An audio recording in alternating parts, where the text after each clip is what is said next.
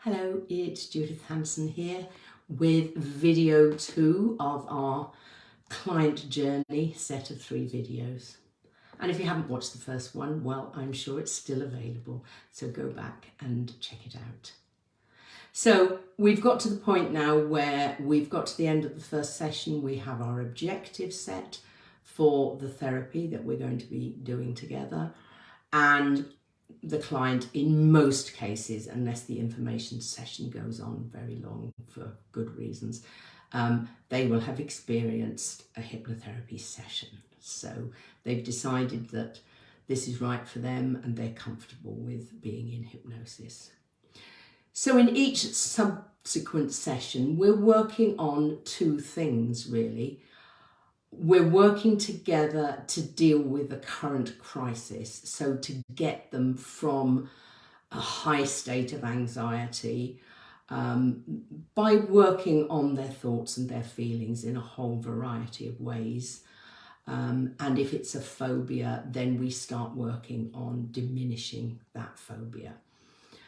But also in both cases, I'm teaching them a number of techniques so that they can, in the case of anxiety, self-manage if they feel that their anxiety is coming back, so to stop it from taking hold again.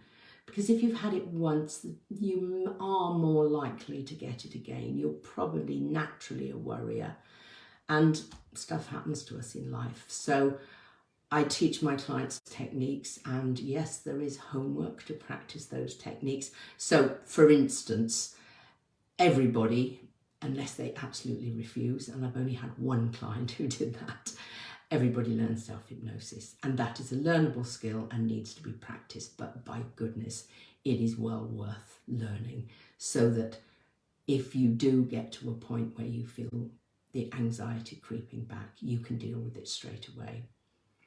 And with phobia clients, it's slightly different. So say it's a fear of flying, we've done the work, they now feel comfortable by working in hypnosis with all of the things to do with flying that scare them, typically takeoff, turbulence, sometimes waiting at the airport, sometimes the day before, sometimes when they make the booking, depending.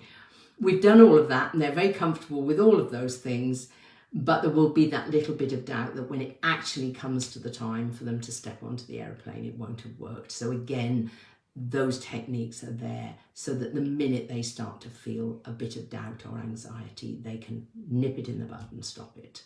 So, as I say, 2 objectives as far as I'm concerned, which is get them into a much more comfortable place than they were when they started working with me, and teach them techniques so that they can be in control themselves. And I think for people with anxiety, that is very important because they do feel very out of control.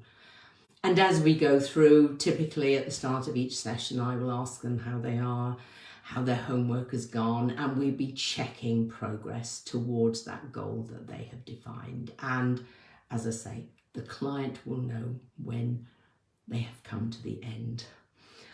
So that's the journey. And I typically get asked by people when we have that initial chat on the phone, how many sessions, and that's a piece of string question. What I say is it's never less than 4. I can't achieve anything significant in less than 4 sessions. And for some people, particularly with phobias, 4 sessions is enough.